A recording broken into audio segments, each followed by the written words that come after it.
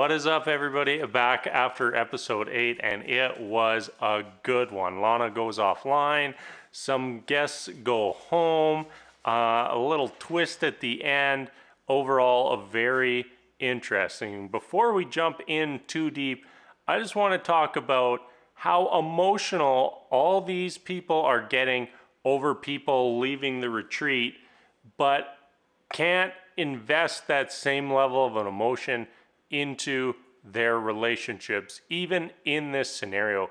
Very illuminating to me, and not the best quality that you want to shoot out there to the world. So we ended last episode with Lana going offline. We know the people watching that it's going to be for 12 hours, and of course the bank account is going to get drained during those 10 hours.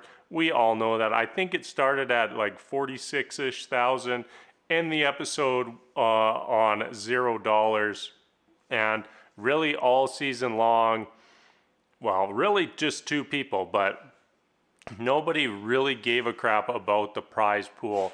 And I think that's one of the kind of issues with this show. If like, I think there's a lot of different ways to go about it. Like if each individual had a prize pool, and if they drain their prize pool, they are kicked out, it would be a little different.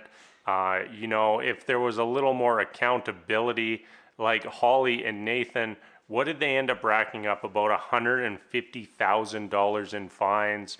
That's not really fair to anybody else. They basically ruin the experience for some people, but that doesn't matter. So our rule breaks, they were all over the place. I honestly don't even remember. There was, I think, 7 of them. About 5 of them were Nathan and Holly. What a shocker. Harry had his little wank in the shower, which kind of funny. But hey, that's like, that only cost them $4,000. The kisses, they're costing $6,000 a pop. Like, he goes and has a little me time in the shower, and that's not as bad as a kiss. Maybe that's not quite balanced there. I think the other rule break was Izzy and Jackson. I could be wrong there. Doesn't really matter though. But anyways, 2 rule breaks there for $10,000 in fine, and I think that left us at $36,000, which Holly and Nathan gladly drained by heading off to the private suite and going and having sex. So that's really not that surprising. Of course, they were going to break as many rules as possible. They've shown zero restraint all season long. And even going back to the night where they had their test in the private suite, I think it would have been more interesting if the group could have said that they didn't trust them.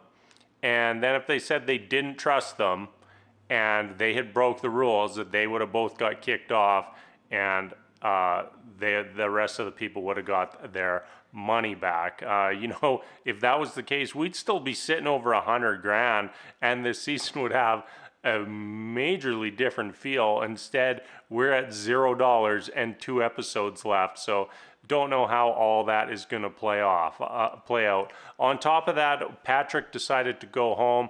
I'm not too surprised here. The prize pool is all gone. He hasn't even been close to having a connection with anyone all season long, which I think is unfortunate, because on the last set of people that came in, why not send someone in who had their eye on Patrick? Like, that would have been interesting for me, would have been interesting to watch. Instead, they just send in Brianna, who has no interest in Patrick at all whatsoever. And also that created an imbalance between guys and girls. But Patrick, he goes home, and then Nathan gets kicked out by Lana. But there's a twist as we end the episode. Lana informs Nathan that maybe there's a way he can earn his way back in. So interested to see how that plays out. Interested to see if Nathan and Holly are going to get an opportunity to rack up even more fines. That would be absolutely incredible. But I'm going to call that for this video. As always, thank you so much for watching. And until next time, we will see you later.